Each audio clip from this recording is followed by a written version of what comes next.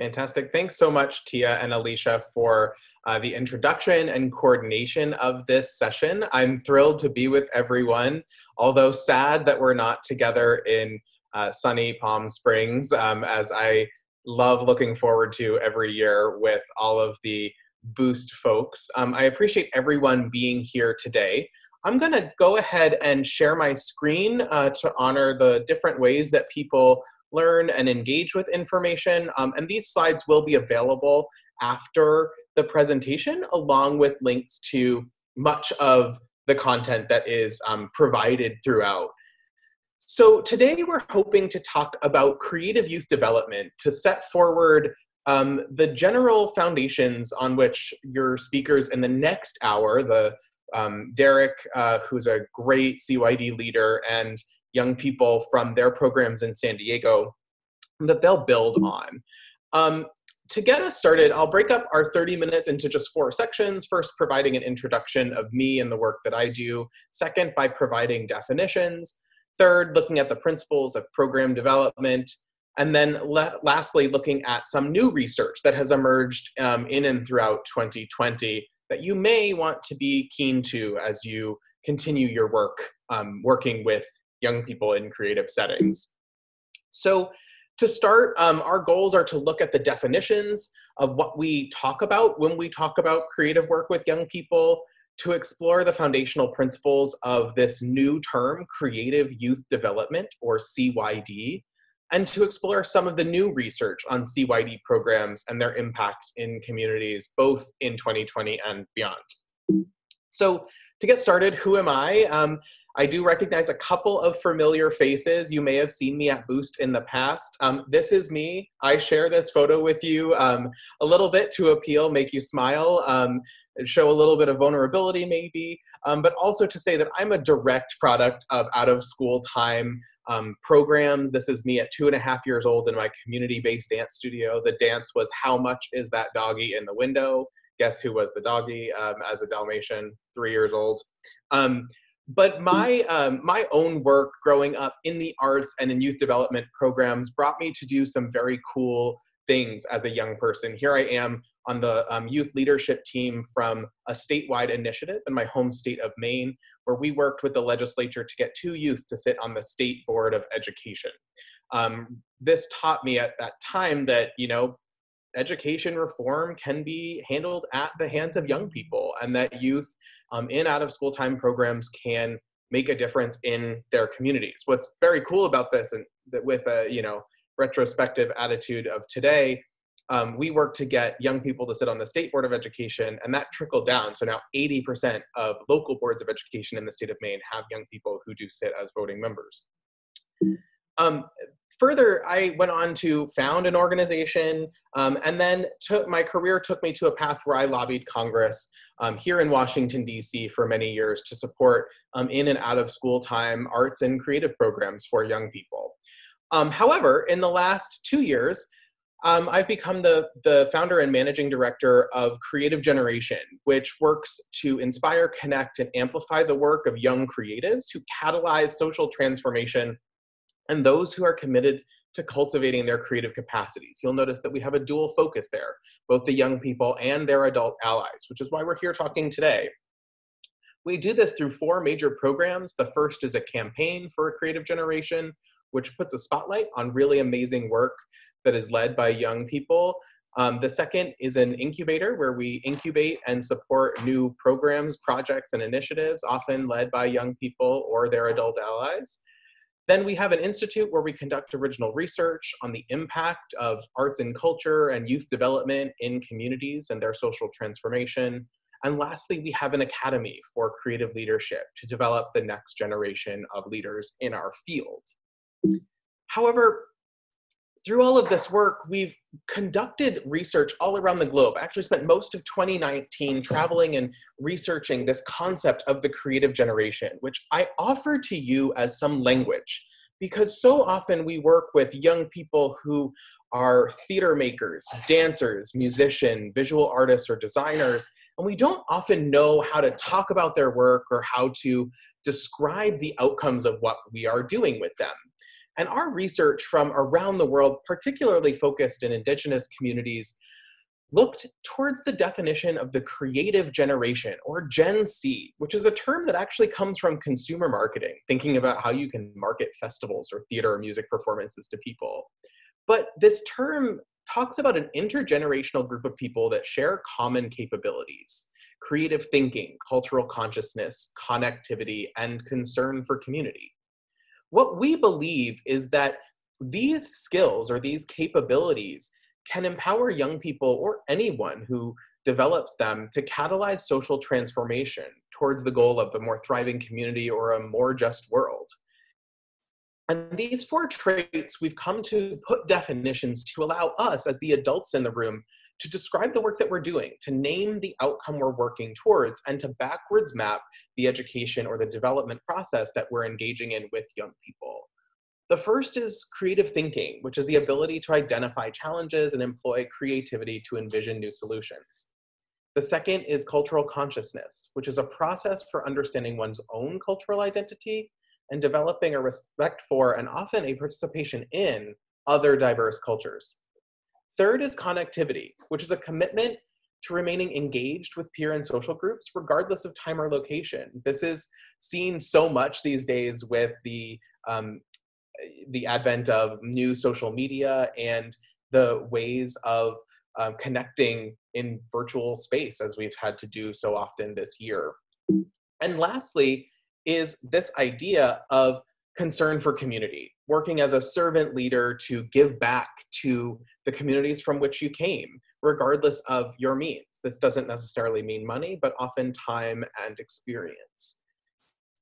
And as the total outcome of this work, we talk about social transformation, which is a new term that has popped up in a lot of places. It translates primarily from Indigenous Latin American communities, referring to the process of change of the norms, values, or hierarchies in a society, and the manner by which they do transform. In this place, we talk about empowering young people through creative social transformation, using their creative capabilities and their creative approaches that are developed through arts or cultural education and music and theater and dance, design, visual arts, and much more, to help transform those communities to be more of what they hope to see in the world. Now, I offer a lot of this language just as that, to set the language for what we're talking about. Again, recognizing that so often we don't have the terminology to describe what we know is happening. None of this is new, right? It's been happening in communities or in programs forever.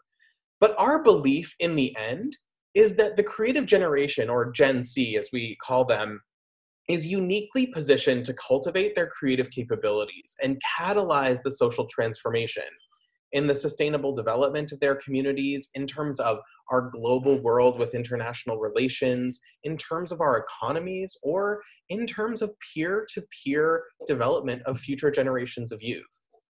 And so today, I want to be sharing with you more about not only our research, but this emerging nascent field of creative youth development in the United States. So to start us off, creative youth development is a recent term for a very long-standing theory of practice that integrates the creative skill building, inquiry, and expression with positive youth development principles, which fuel young people's imaginations and build critical learning and life skills.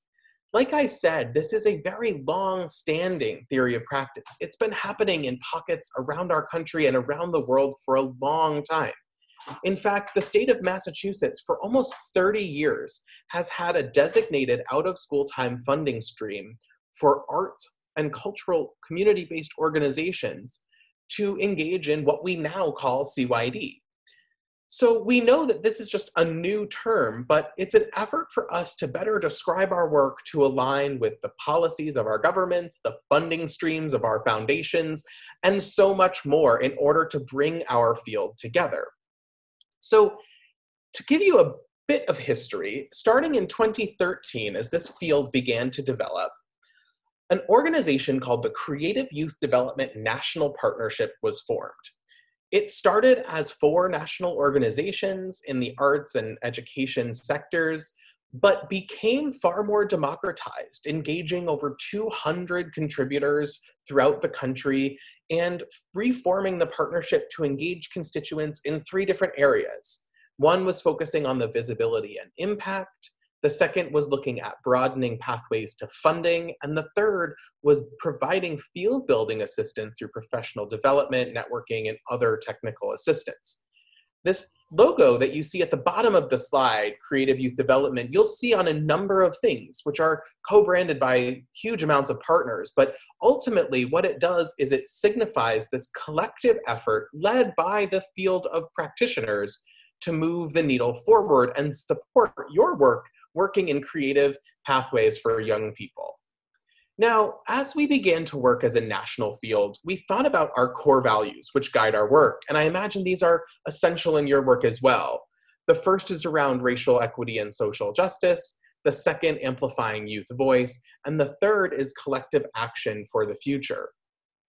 So before we get into some of the new changes, I want to share with you some of the principles which maybe will align with your work and allow you to more directly attribute what the programs are that you see in your community to be maybe called creative youth development. There's been a tremendous amount of research in this space. In 2014, the Wallace Foundation put forward a report, and the CYD National Partnership further refined the key characteristics of CYD programs, and you'll see them on the screen.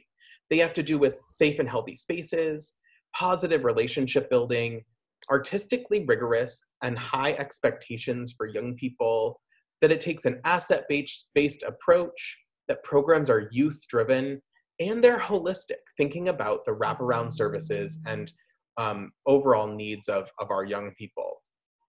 That same report that I mentioned before from the Wallace Foundation is called Something to Say, and I would encourage you to check this out. I believe it will be sent around with the notes from this meeting. But this program, or this report rather, talks about the 10 components of building a program that you can consider when diving into creative youth development. And the best part about it is it comes from in-depth interviews with young people in hugely powerful programs around the country. So these success principles were identified by young people for the adults that hope to work with other young people in creative ways. This is the #1 resource that I would recommend. So let's talk a little bit about some of the new research happening today. There's a lot that's going on, and I want you to be up to speed with what you may be looking for as it comes out in the next few months. The first comes from our own organization. We conducted a study about the field of creative youth development, not only in the United States, but around the world. In fact, we looked at 30 case studies from 24 nations of programs that exhibited those key traits of creative youth development. They may call themselves CYD or may not, but for definitional purposes, we know that they are for purposes of our sample. And what we found is that there were 3 large outcomes that presented barriers to CYD programs or the practitioners who run them from reaching their full potential. The first was that this field of practice struggles with articulating their work and often uses antiquated rationale. So what this means is that they were often justifying themselves by their impact on recidivism rates, or maybe on the educational attainment of their participants looking at school grades or SAT reports. What they weren't talking about were their intended outcomes, like community building, empathy, and much more. And so we have offered a lot of the definitions earlier on in this presentation as a solution for updating that language, because what we know is how you talk about your work impacts how you implement your work. So if you're justifying your program by terms of the SAT scores or ACT scores of your young people, you're in service to that outcome rather than the community building or collaboration or empathy or social change that you may actually be aiming for. Second, we found that the field suffers from severe isolationism, lacking meaningful communities of practice, which is to say that practitioners feel alone. They're engaged in creative work with young people and feel that they're the only one doing it. probably because no one has a shared language to describe their work for them to be able to find peers. So we encourage that when you find others who are engaged in this type of creative work with young people, that you connect and share your practice in order to grow your own knowledge. Which leads us to the third finding, which is related, that the field lacked the mechanisms to share knowledge and effective practices. Thus, they dealt in stagnated pedagogies. So often, we found creative youth development programs that were formed in maybe the late 80s or early 90s that were revolutionary at that time. However, because they haven't been able to exchange knowledge or share their practices with others, their pedagogies have stagnated and it's no longer revolutionary. In fact, they're trying to serve the youth of today with the pedagogies of several decades ago. And they're not adapting their practice to meet the needs of the young people in their communities at the present. So as we've begun to think about this and look particularly at this year, 2020, which we can all probably agree is unlike anything that we've faced before, we were compelled to look at the impact of the crises of 2020, which is the collective way to talk about the COVID-19 global pandemic, the impending economic recession, and the civil unrest resulting from police brutality and the uprisings of disrupting the systems of oppression and white supremacy in our country, in our communities around the country. In that, we developed a model that helped all of our practitioners that we engaged in this research to think differently. And this comes from some organizational theory, it comes from some nonprofit work, and it comes from some general ideas about a growth mindset. Now, I know this is a theoretical model, but I hope that you can see yourself in it and maybe your own thoughts in the early months of 2020. This model describes 4 different zones, which start with our comfort zone, where we are today, or where we might have been in January or February of this year. And it describes 2 models that come as a result of a crisis or a disruption, that purple ring surrounding the comfort zone. When crisis happens, whether that is the killings of unarmed Black people in your community, whether it's a pandemic or a natural disaster, it pushes our programmatic leaders or practitioners in the field outside of their comfort zone into the zone that we called fear and uncertainty, where you're asking questions about whether your physical space can reopen, whether your young people are safe, whether you can pay your staff. And that naturally emerges into our second zone, which we call insight and learning. And that's where the things diverge. In the insight and learning zone, we know that people take one of 2 pathways. The first is that they instigate some new innovations to deal with the crises that they're facing. But they can take 2 paths. The first is that they innovate quickly as a Band-Aid approach and circle back through a short circuit scenario right back to their comfort zone. Or they choose to emerge from the insight and learning zone into that sustained opportunity zone, where they instill those learnings of the crisis into their practice, improve their general operations, product, process, whatever it may be within their program, and advance into a new space that addresses the new normal that they're dealing in. So in this time, we look to out-of-school time practitioners and creative youth development programs to think about making that choice. Don't strive to go back to where you were, but think about how you can innovate differently to reach a new opportunity to address the changing needs of young people in your communities through that opportunity scenario. When we looked at programs around the country, we found 5 major trends of how they chose that opportunity zone. The first was to harness internal reflections and insights, to revisit their mission, their vision, and their organizational goals, and to think about how they can more center young people in decision-making. The second was to look at building productive collaborations, to think about how they could align to the sector that was impacting their community most effectively at that time. In, say, March of this year, that was the public health sector. How could your after-school program be part of the conversations about public health and well-being? We looked at strengthening program design. So often this had to do with thinking about different ways of engaging that didn't have to deal in physical space, maybe the online environment, or much more. Second to last, we looked at improving organizational stability and sustainability, including diversifying funding streams and thinking about how you can advance your program into the future. And lastly, we looked at instigating leadership actions towards a more democratized and distributed leadership model that center our community-based practitioners in decision-making about their work and young people about decision-making about how they're engaged. It's not necessarily about the role of the funder, the CEO, or the board, but instead those who have the expertise to be giving advice or making decisions about how we pursue our path forward. And lastly, what we found is that there were 3 major recommendations. The first is that we have to reaffirm our strong moral compass about what's right and pursue these changes with bravery. Second, we wanted to further advance that distributed leadership model that I was just describing. And lastly, we need to think about organizational change. Oftentimes our programs right now are in a moment of freezing, and we're trying to get to that unfreezing, but what happens in that space in between, in that thermometer, that breath between the frozen and the unfrozen? And lastly, I wanted to share with you, before we move to a few minutes of questions, some new research that's being conducted both by us at Creative Generation and by ArtPlace America, which is a very large investment in community-driven development. What we're doing is we're exploring some theoretical, practical, and outcomes-focused connections between the sectors of youth development and community development through the lens of arts and culture. We're working with a group of youth and adult partners in youth-led projects that use creativity to tackle local solutions to community problems.